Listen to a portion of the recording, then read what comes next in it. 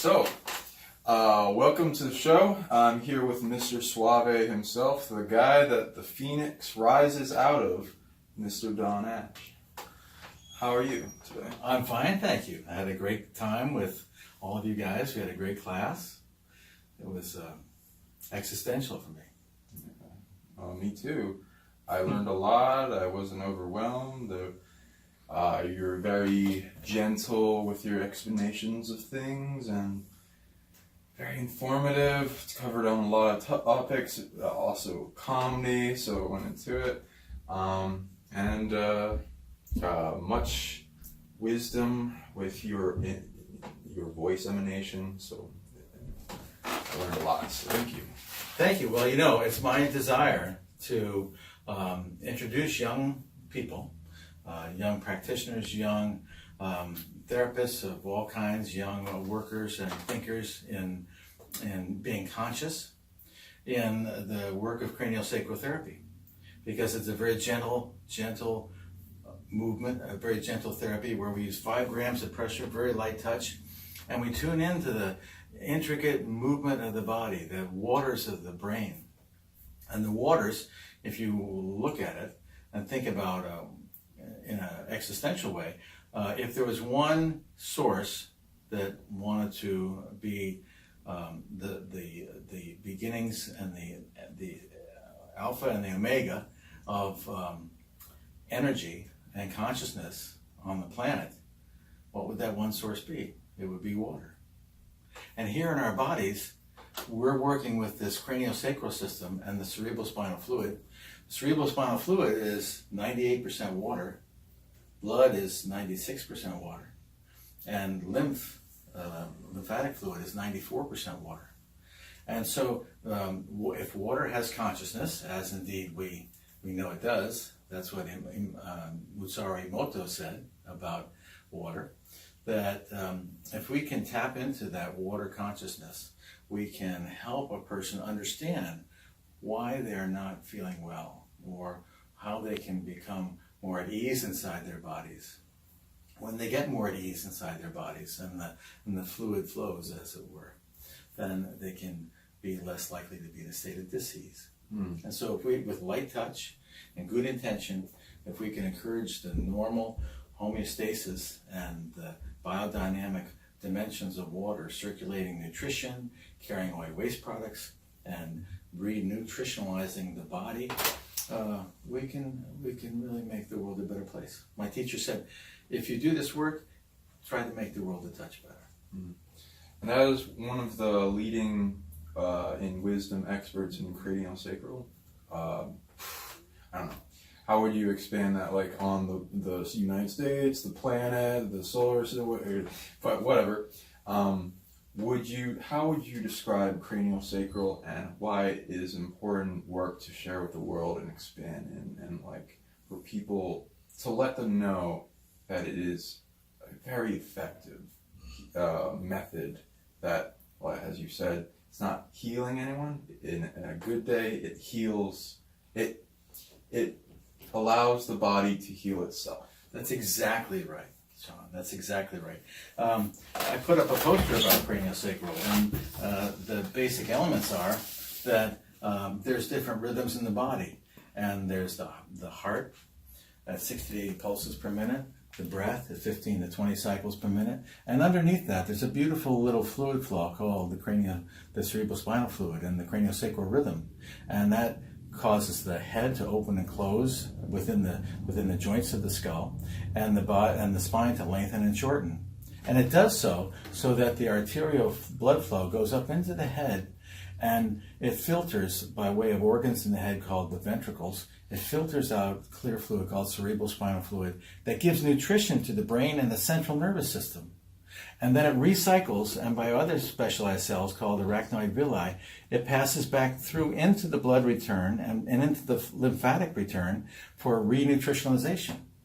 And so what we do is we hold the body and we encourage the body to let go of tensions that were keeping that from working well, and from that expansion and contraction of the brain and the spinal cord from happening. And so by doing that, we're not curing anything, but we're helping the body heal itself because we're making the body more at ease inside itself. And when we do that, the natural result is there's less dis-ease inside the cell. What would you say is some of the symptoms and illnesses that permeate our culture and manifest in people that don't have a synced up homeostasis system in CranioSacral? Well, the American Medical Association has good records that most people, 80% of primary care physician visits are caused by stress. Stress makes us unwell, makes us painful, makes us sore, makes us unable to sleep. And in our society, our culture is built around fear. That's why we have so many insurances, health insurance and medical insurance and dental insurance and house insurance and auto insurance and insurance. That's why we think we have to protect ourselves with so many guns. And really, when we're always at fear, we're always in a high state of alert. And that's very expensive energetically to the body. And it causes us to use up our energy and make us chronically fatigued, chronically unhappy, chronically stressed, chronically painful. So we can't sleep, we can't eat well, we don't have time to exercise. There's too much stress. And I see that all over the world. I go around the world and I teach that. I see that as a functional reason why people seek out craniosacral therapy. Craniosacral therapy slows a person down, and it lets us be quiet, so that we can really hear the inner workings of our bodies, and we can hear our inner wisdom come to us and say, "Hey, slow down. Hey, take it easy. Be good to yourself. Be kind to yourself. Hey, can you love yourself? Can you love others? Can you treat others the way you would want to be treated?" And if we all did that, we would have a better world. And I think that's what this is about. So I love talking to young people that are conscious about how it is to live in the world, and conscious about what makes their bodies work, and conscious about being good to their bodies and being good to each other. That's what we need in the world. So going into, so I'm assuming based on how you perform it so often, do you get it done to yourself as well pretty often? I do. I think it's important to get work done on yourself. And my goal is once a year we have a retreat. And a lot of us are single practitioners. And once a year, I want to have a place where people can come. It's usually in Portsmouth or Dover in New Hampshire, where people can come and for very little money. It's a 2-day weekend where we can pair up with similar qualified people that have experience and treat each other and give each other some refreshment and relaxation and renewal. And so we're dedicated to running our retreats like that. And I have a person that I trade with. I'm very proud to say my daughter studies craniosacral therapy, and she's a massage therapist. She's an excellent practitioner, and we share trades often. I have a couple other people in Vermont and other places that I share trades with, and I'm very happy about that. Yeah. Have you noticed like the difference between? Well, it's hard to bring this into it because like, I don't know what I'd look like if I wasn't getting it done, and how much it has brought enrichment to your life in wisdom, in memory, in intelligence, in happiness, in stress relief, and maybe even going into the esoteric of opening up parts of yourself that may have not been accessible before, as others will be seeking to see what is more to this world, to ourselves, and going inward. And my expression, there's a internal aspect of you that, like with you say the inner wisdom, And that's absolutely true, because there's so much inside you that is recorded, that's stored in information, and it knows so much of how to solve the problems that are going through, especially if you just ask. Mm-hmm. And this is a integral system to so many other systems, and it just meshes with it well, and I love it. So thank you for doing it, and thank you for teaching it to so many people.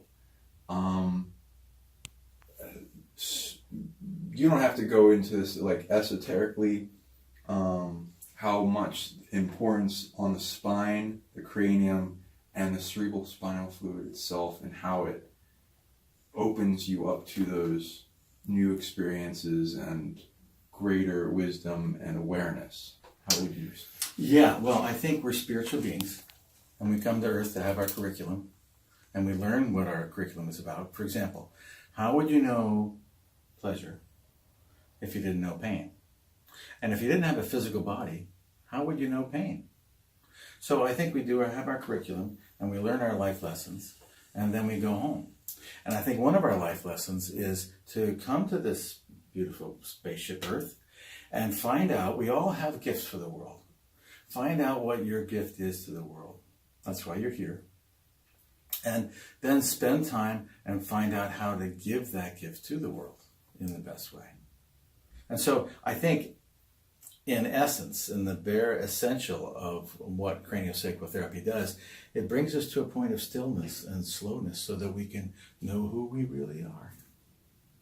And that can, once you know that, and once you're able to feel comfortable in your own skin, and once you're able to get to do what you think is your life purpose, it's a groovy place to be. I can attest to its effectiveness in the practice and the course, and working hands-on with you, and the release that followed, the free-flowing, the syncing up with the rhythm and balance I achieved afterwards. I can absolutely tell it works, and I can even ask my body if it works. But anyway, going into that, so tell me a little bit about your operation here that you've set up.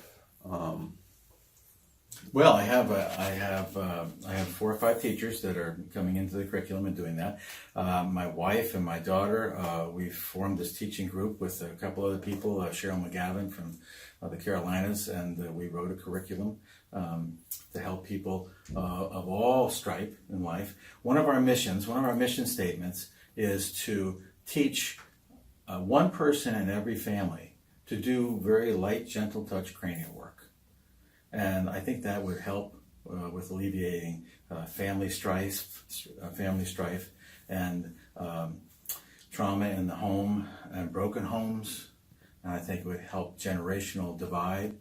And I think it would be a way of helping to make us more relaxed and more comfortable in our own skin, and more user-friendly with each other without depending on drugs and artificial stimulants. And when life is too painful, we try to get numb.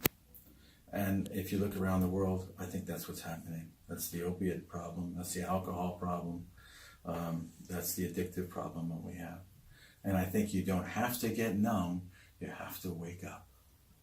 And if you do, on every level, you can realize why you're here. Why are we here? Why are we here? We're here to be conscious. We're here to love one another. We're here to treat each other fairly and with compassion. And we're here to learn from each other. It does take a village, and it takes a community, and we have to be here. We're not as Viktor Frankl wrote a long time ago, there's no person is an island. We need feedback from one another. We depend on one another. And so it makes sense, and that's what craniosacral therapy teaches. We can introduce this. If you're a massage therapist, you can add it to massage. If you're a PT, you can add it to exercise. If you're an energy worker, you can get the body in a position of neutrality and relax so that they can be open to energy work, and then they can be more aware of their life and why they're here. And that's what we do. I know this puzzle piece of wisdom absolutely changes my life. Getting it, knowing it, learning it, and spreading the joy of it. How have you experienced in yourself others, how much it changes your life, how much it changes your timeline, other people's timeline, to where it gets them out of a funk or a situation where that, if they described it in a page, what was going on in their life, and then before and after. Ooh. Mm-hmm. Yeah, well, I'm last on the medical food chain for services. And so when people have failed surgery, or they can't have any relief with pharmaceutical medications, or they've tried regular PT, OT, chiropractic, any type of intervention, electric stimulation, pain clinics, that kind of thing, and they have lost hope, I think it helps to bring hope. And that's what craniosacral therapy is. So we have our teaching institute, the CranioSacral Therapy Alliance. And I named it Alliance so that we will work with a person. It's not like giving someone a dosage of medical services. It's blending with their bodies on a table for a period of time, helping them get quiet so that they can hear their inner wisdom of their body telling them what they need to do. And it may be that they need to slow down, or change their lifestyle, or pursue an activity or a job that makes them happy and not just makes them money. And so our CranioSacral Therapy Alliance, we try to teach other groups like massage therapists and PTs and all types of medical people how to introduce that into their service, but also how to introduce this into families. And so anyone can take our basic level classes so that they can share it with one another, into their nuclear family, into their circle of friends, and into their communities. So that we truly do make an impact in the world. If negative thought and fake news and all the politics of our time can get so caustic and make such a negative impact just by thought, just by the way we speak, if that's true, then if we speak with compassion, if we treat each other with equality, with kindness, and with gentleness and caring, and if we treat each other as we want to be treated ourselves, that too can be just as powerful as any negativity in the world. So there's a lot to be learned by our current state of politics around the world. How transformational it's been in disrupting everything and putting us all in a state of chaos. But if that's that powerful, then words and good intention can bring hope and bring peace and bring growth, and we can come out of a bad situation. The phoenix can rise, and the new day can come, and the dawn can come, and there's always tomorrow. And we can learn from our mistakes, and we can learn from bad behavior and not continue that bad behavior. So there's something to gain, even with the politics of our time. I love systems in interactive healing that don't go for the symptoms. They go for the root of the problem, that go into the plumbing of the body and get it to where it can produce enough of what it's designed to do in the right balance, like bringing it, helping promote its health to heal itself over time, so that time is working with you. As you said, time is your friend, time is your ally. Yeah, that's so true. Sometimes pain is a gift. Pain is a gift. Pain moves you. You can't stay, I don't care what kind of number. Some people say, I've got a real high pain threshold. Well, there's a number that you will react to. And sometimes pain can move you from a deleterious state of mind, or an activity, or a condition where you're hurting yourself, or wearing yourself out, or abusing your body without knowing it. You can work too hard. And you need to have balance in your life. And so I think one of the first things I say when people come in, they say, I've got irretractable pain, what can you help me? One of the things I ask them is, what do you think pain is trying to tell you? What do you think your body's trying to show you? Yeah, giving the body that voice so that it can communicate with it. Exactly. And it will, like as you said, people that have no hope, that have gone to many different situations, that have chronic pain, chronic migraines, have been able to come to you, and where you explain how the body functions and how it communicates, and giving it the voice, it will see a release of that chronic pain, and after either one or multiple sessions or whatever the body needs, because it needs to get it heard, the person, especially when they keep in tow with the learning of it and not regressing back to their original state, then the chronic pain will disappear. Exactly. Sometimes the pain is there to say to you, you have to move your body, you have to change your point of view, because what you're doing now is not working for you. So I also have an interesting thought into this.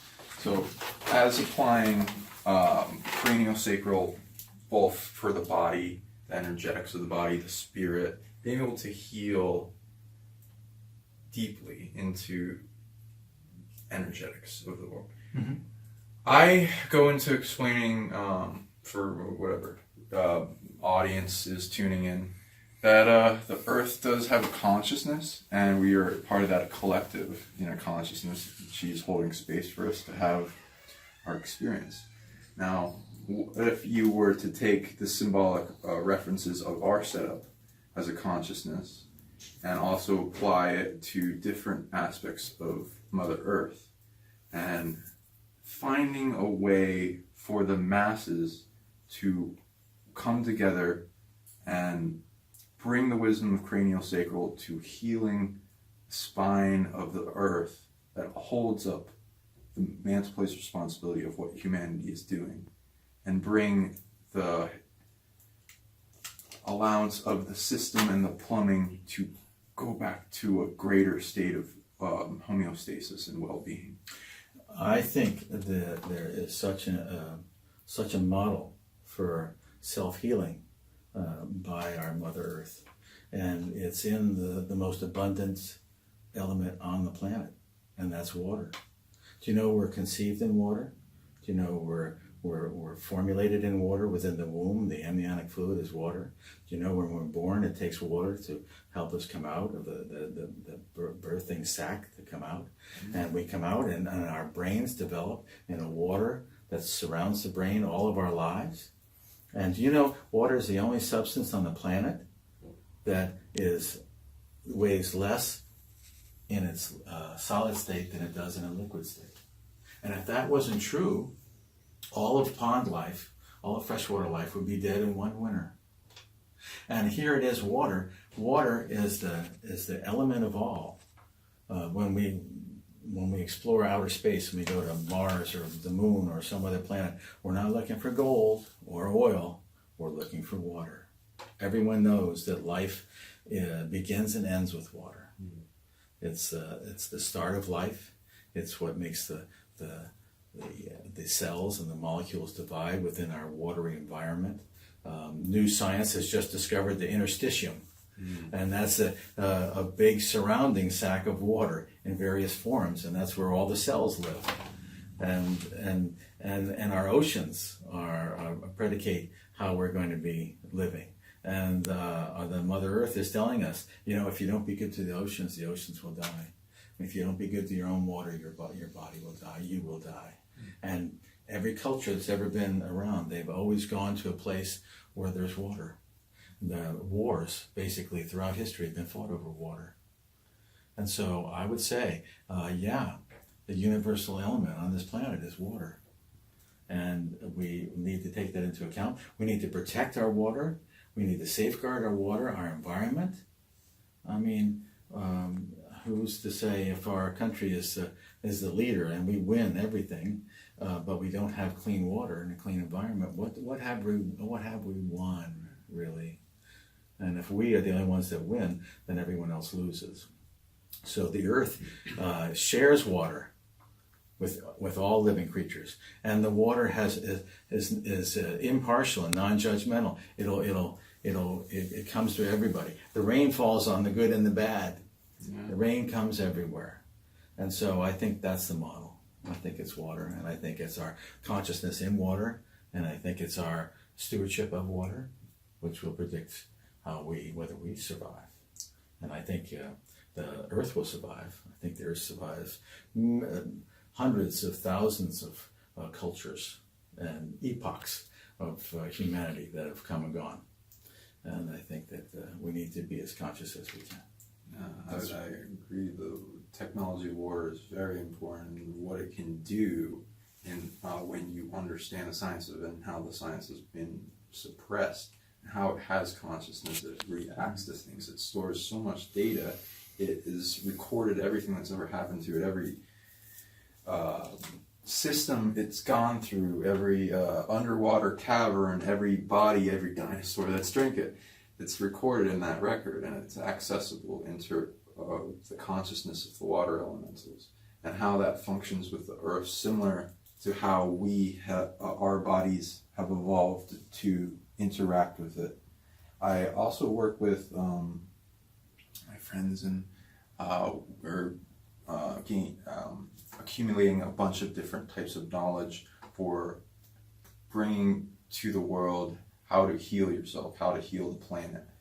And the earth, besides the many degrees of water and how it exists in our plane of existence, have you ever heard the concept of describing that and this goes against a lot of what the oil companies will go into, oil as being the craniosacral fluid, the spinal fluid? Cerebral spinal fluid? Of the plant.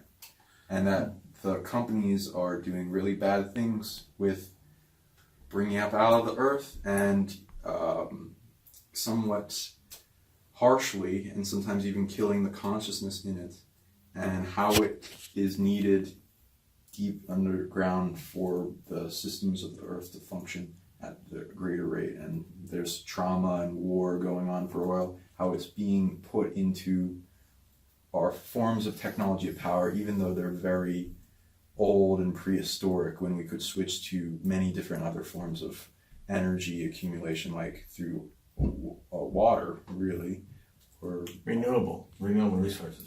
Yeah, that's going to happen. I think hopefully because financial gain of industries will recognize that it's easy and it's replenishable, and they don't have to dig for it, and they don't have to do what's called fracking.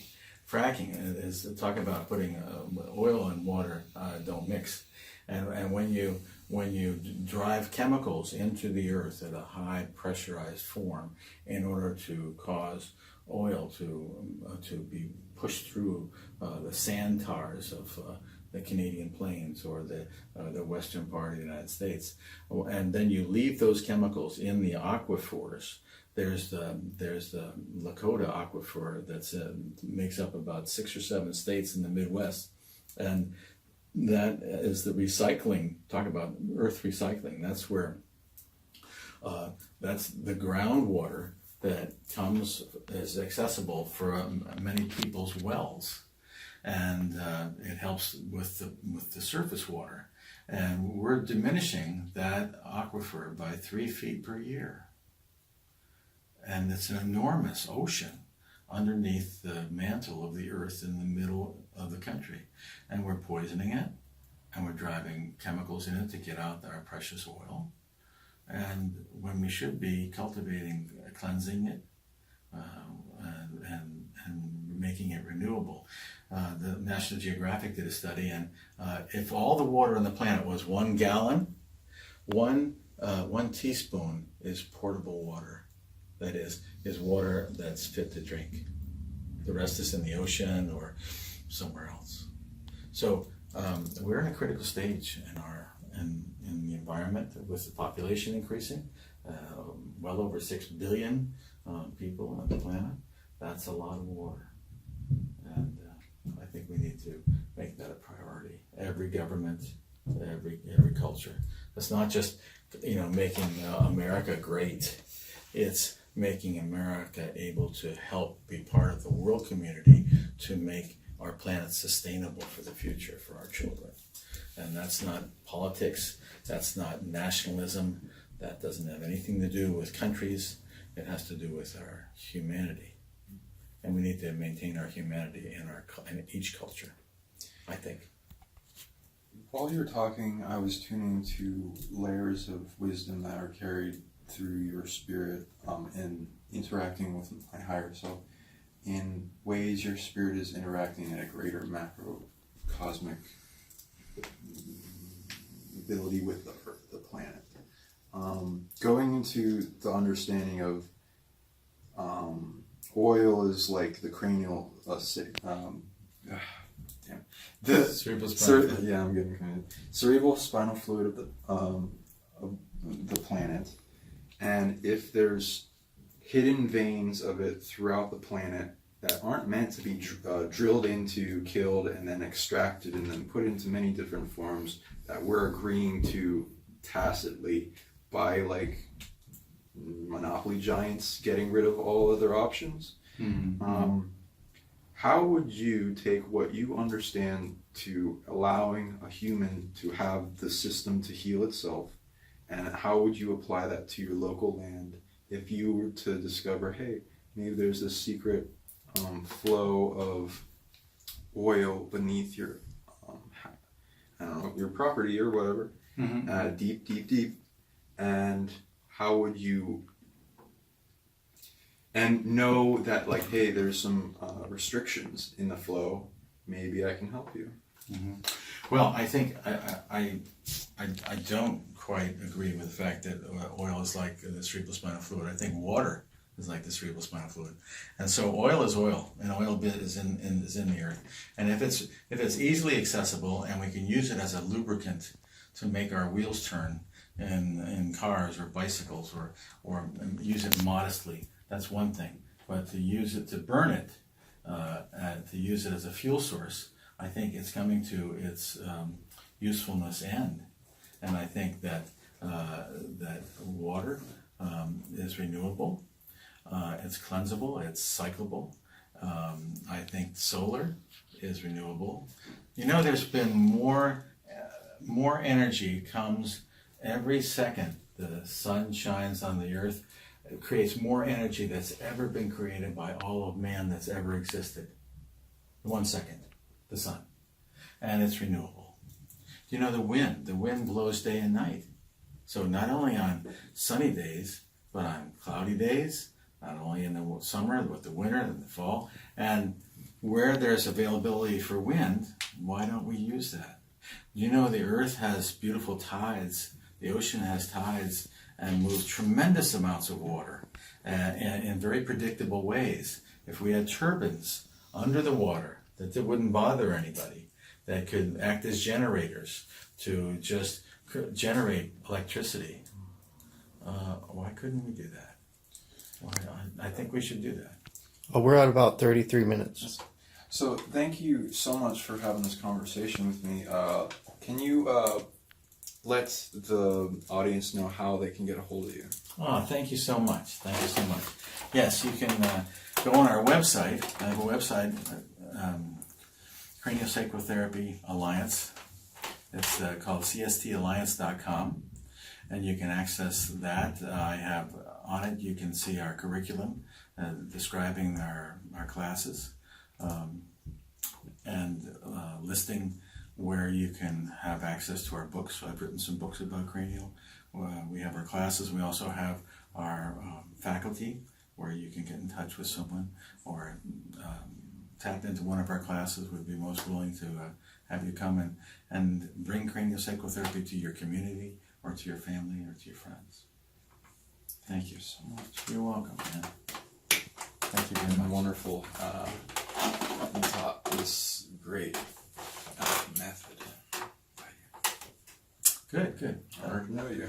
Yes, well, it's honored to know you. Thank you very much. Thanks for what you do. You guys are young, and you're bringing it. So